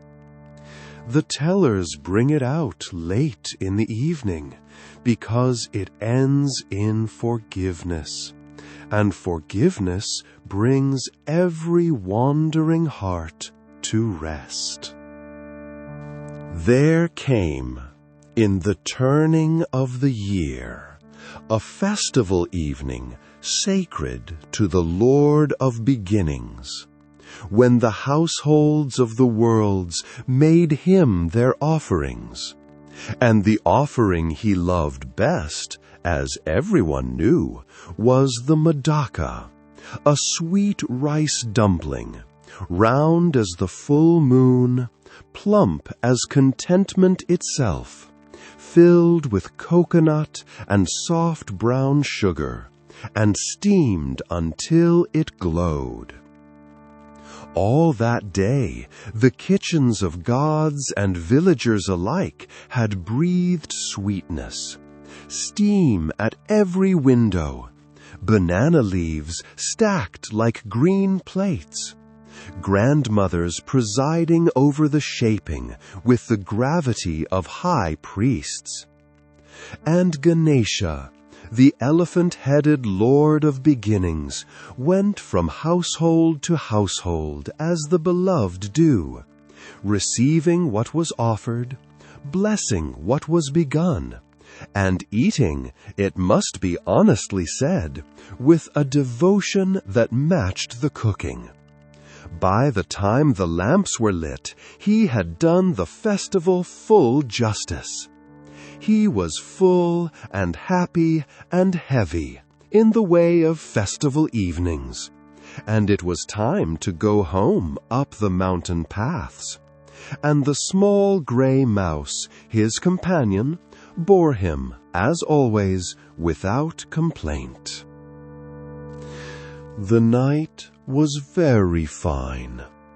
The full moon stood high over the passes, laying its white cloth over the pines and the stones, and the path climbed gently, and the rider swayed gently, comfortable as a laden boat on a slow river, and the mouse picked his careful way beneath, and all the world was as mild as milk.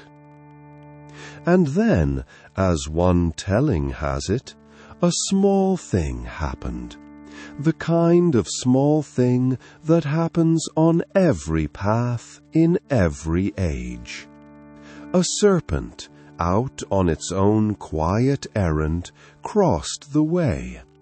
The mouse, being a mouse before he was anything else, started sideways, and the Lord of Beginnings, full of Modakas and at peace with all creation, lost his gentle balance and rolled slowly and completely onto the moonlit grass. The Modakas, the tellers admit, went everywhere. He sat up, unhurt, dusted the moonlight off himself with dignity, gathered his sweets, gathered his mouse, and would have gone on his way with no one in the world the wiser. But high overhead the moon had seen, and the moon laughed. Not the low, warm laugh of a mother in a garden, nor the helpless, soft laughter of the merry host, but a thin, cold laughter, bright and pleased with itself, the laughter of beauty that has never once been dropped by its own path. For the moon in those days was the vainest of the lights of heaven, proud of his silver face and his smooth, unstumbling road across the sky. And the sight of the round little lord sprawled among his sweets struck him as the finest joke of the age. The cold laughter rang out over the passes and down the sleeping valleys, and there was no kindness in it anywhere. And on the path below, the Lord of Beginnings went very still. The tellers are careful with what came next, and their care, as always, is the point. There was no thunder in it. Sorrow came first, before anything, for he was the friend of everything that stumbles, the God of the small and the overlooked and the dropped, and the laughter was aimed at all of them through him, at every child who has fallen, at every elder whose step has shortened, at every small one starting sideways in fear. And after the sorrow came the word, and the word was quiet, and it was this, that a light which shone without warmth had no need of shining at all, and the moon would fade from the sky, and the night would keep its lamps elsewhere.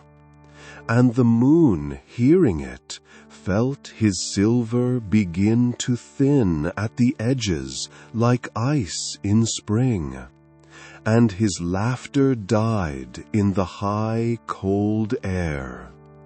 And for the first time in his long, bright life, he was afraid. What the moon did then is what all the proud must do at last, and the tellers give him credit for doing it quickly. He came down the sky, dimming as he came, and set aside his chariot, and stood before the small round Lord on the mountain path. And his apology had no ornament to it at all, which is how one may know an apology is real. He had laughed at what he did not understand, he said. He had shone for ages on all the stumbles of the earth, and had learned nothing from any of them. And he was sorry, and the sorrow was heavier than his whole silver chariot. The mountain path was quiet. The pines held the fading moonlight carefully, as if it might be the last of it. And the mouse, who had begun it all, crept forward and looked up at the moon with one small, unreadable look, which the tellers have never dared to translate. And Ganesha forgave him. That is the heart of the tale, and the tellers reach it slowly and rest on it, for the forgiveness, like everything about the Lord of Beginnings, made room for mending rather than misery. The fading was not lifted altogether, for a lesson unfelt is a lesson unlearned. It was softened, shaped, made into a rhythm instead of an ending. The moon would wane night by night, thinning to a silver pairing, remembering. And then, because forgiveness keeps its word, he would wax again night by night, back to his full silver face, humbler for the journey. And so it has been ever since, the story says. The moon's own beauty was given back to him with a tide in it, and the night was made richer, not poorer, for even his absences became lovely, and the dark of the moon became a resting place for stars. Of all the marks the Lord of Beginnings has left on the world, the tellers say, this is the one we see most often, and it hangs over every sleeper's roof, waxing or waning, a whole forgiveness visible in the sky. Very slow, soft, low, and even, with unhurried pauses at the end of every sentence. Keep the energy calm and soothing throughout. Read only the provided text. Do not add or improvise any extra words. They parted friends, as the forgiven and the forgiving may. The moon took up his chariot and went on across the passes, dimmer but somehow finer, like silver that has been handled and loved, and his light, where it fell on the path, had a new warmth in it, the smallest lamplight warmth, which it has kept to this day. And there remains, the story adds with a smile, a custom in the villages from that night, kept on the one festival evening of the year, of greeting the moon carefully, or not gazing at him too boldly on the anniversary of his old unkindness. And people keep the custom in memory of the tale, and tell their children the reason, and the children look at the moon anyway from under their lashes, which is perhaps what the custom is for. It is a story people keep, the tellers say, the way one keeps a small lamp lit by a door. It asks nothing, it only remembers. And so the festival evening ends, and the chapter with it, on the last climb of the path home. The mouse walked steadily now, the serpent long gone about its own affairs, and the Lord of Beginnings rode swaying and content with the rescued Modakas beside him, eating one, saving the rest, in the proportion he considered just. Above the passes the moon rode his slow chariot toward the west, waning a little, keeping his new promise, shedding his warmed silver over the pines and the snow, and the sleeping valleys full of children who would greet him carefully next year. On the terrace of Kailash the lamps were low, and his mother's low laugh met the tale of the tumble, and the household slept soon after, in its heaps and its folds. The plate of Modakas sat by a small oil lamp, covered with a cloth, keeping till morning. The moon looked in once, gently, and moved on, and all was well, and all was still.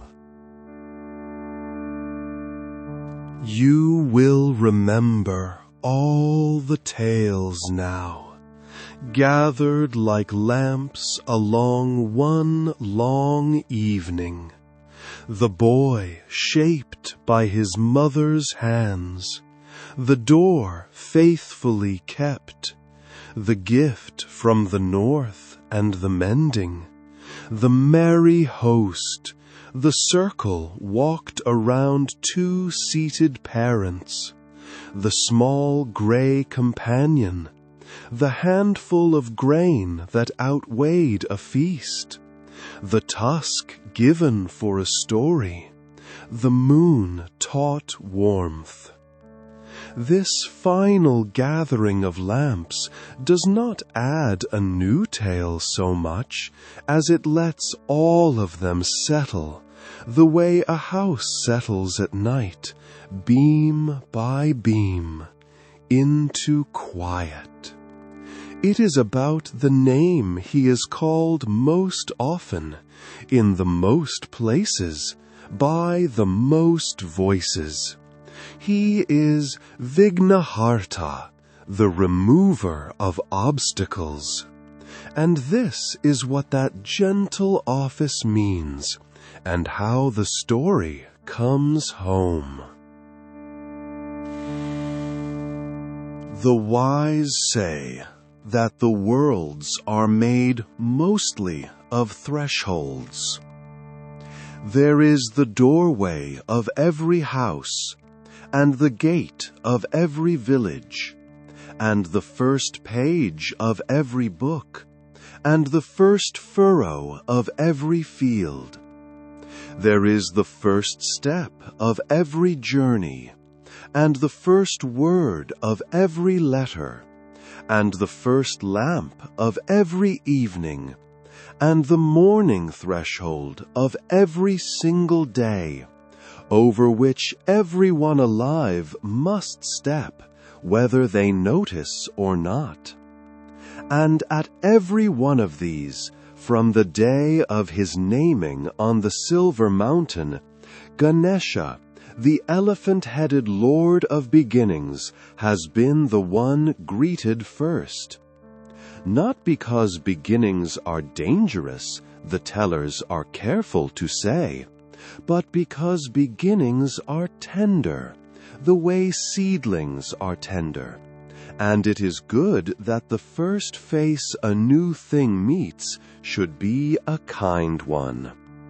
So his image sits over doorways, round and mild, one tusk, great soft ears, and travelers touch the doorpost as they pass, and scribes write his name at the top of the page, and somewhere in every beginning, if one listens gently, there is the memory of a small boy standing in a doorway, taking his duty seriously, keeping those he loves at peace.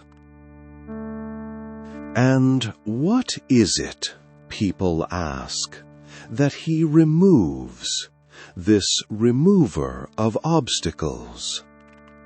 The tellers answer slowly, because the answer has two halves, and both are kind. Some obstacles he lifts away entirely, the way one lifts a fallen branch from a path, and the traveler never knows it was there. The wise say that the smoothest days of a life are full of his silent work, and that no one will ever count the stumbles that did not happen.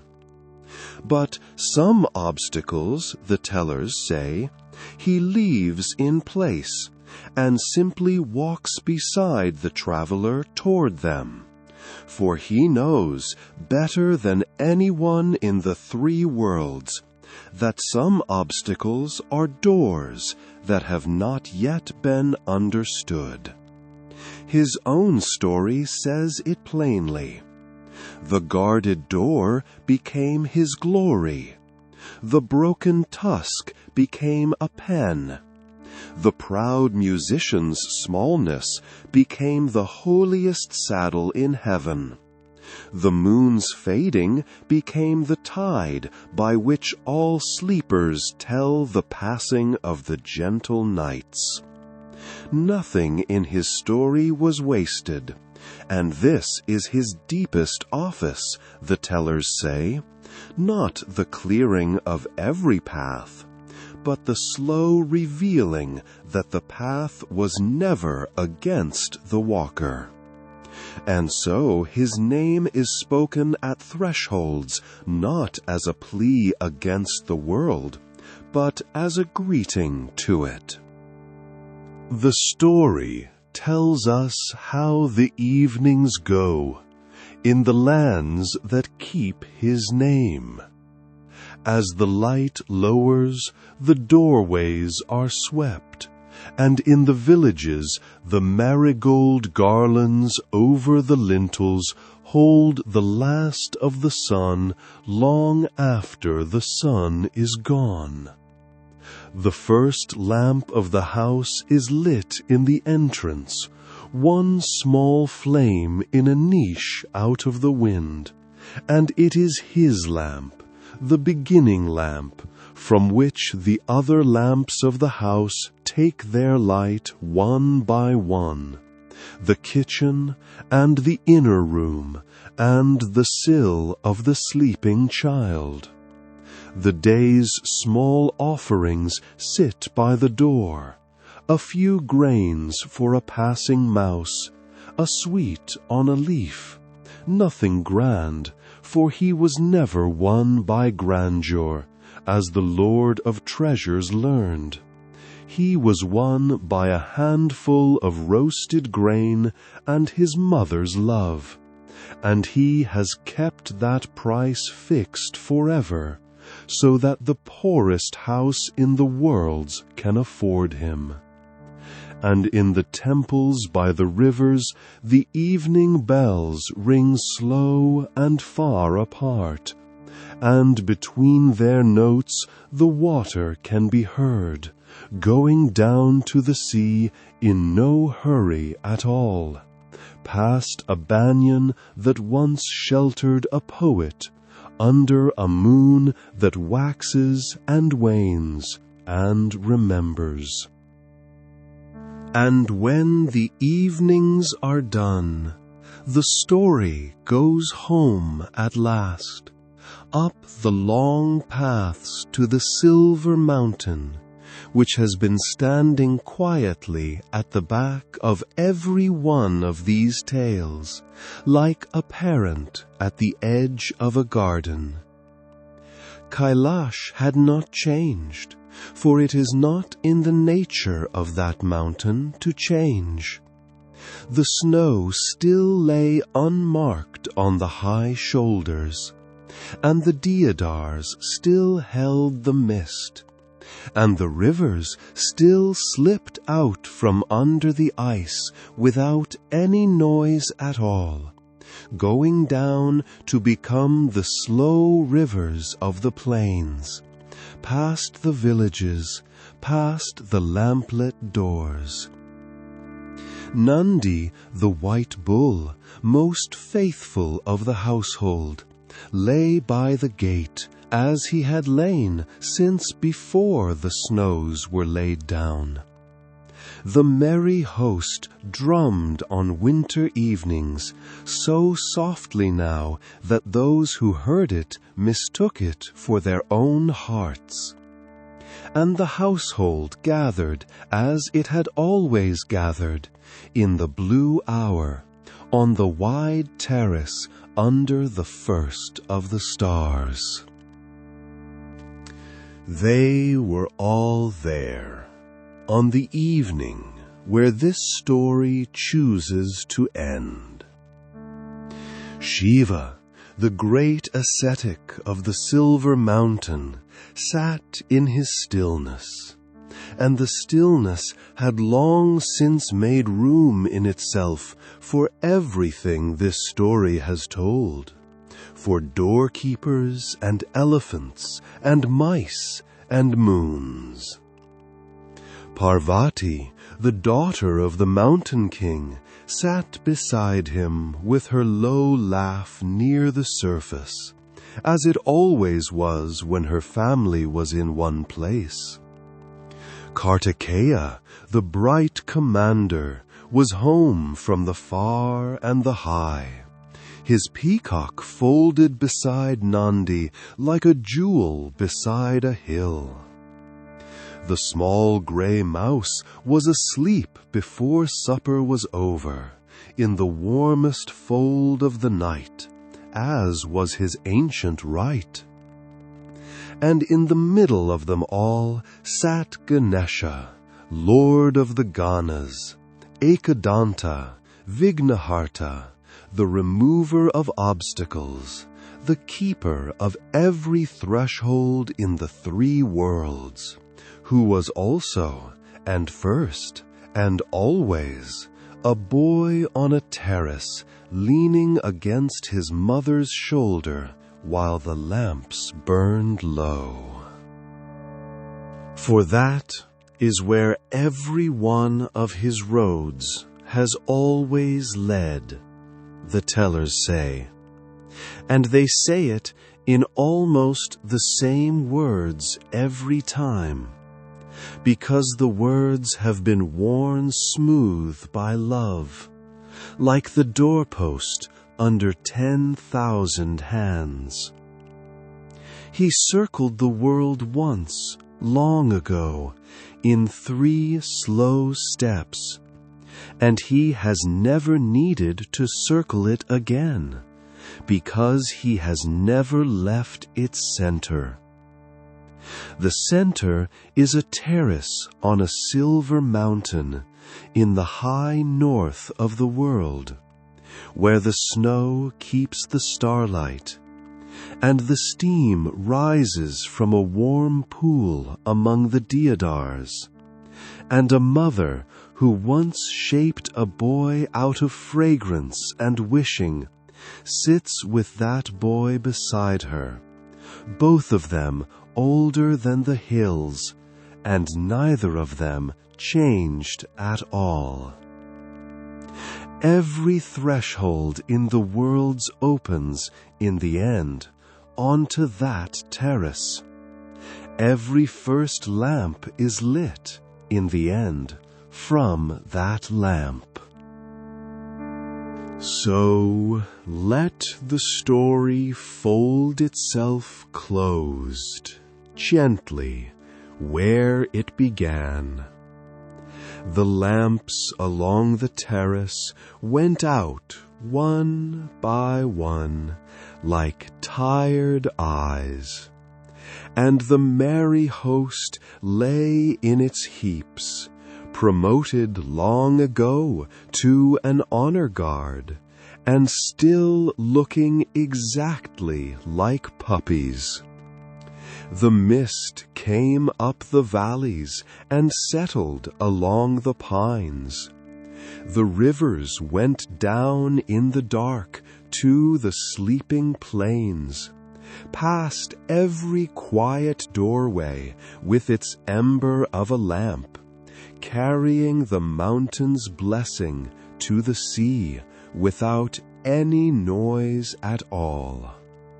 On the terrace, the family of the mountain slept, the still father and the laughing mother, the swift brother and the slow one, the bull and the peacock and the small gray mouse, all breathing together in the one slow breath of the mountain. Above them, the stars kept their old, unhurried watch, in their thousands, in their places. The moon passed once over the sleeping house, gently, keeping his promise, and moved on. The obstacle between this world and rest was quietly removed. The mountain slept, and the story slept, and all was well, and all was still.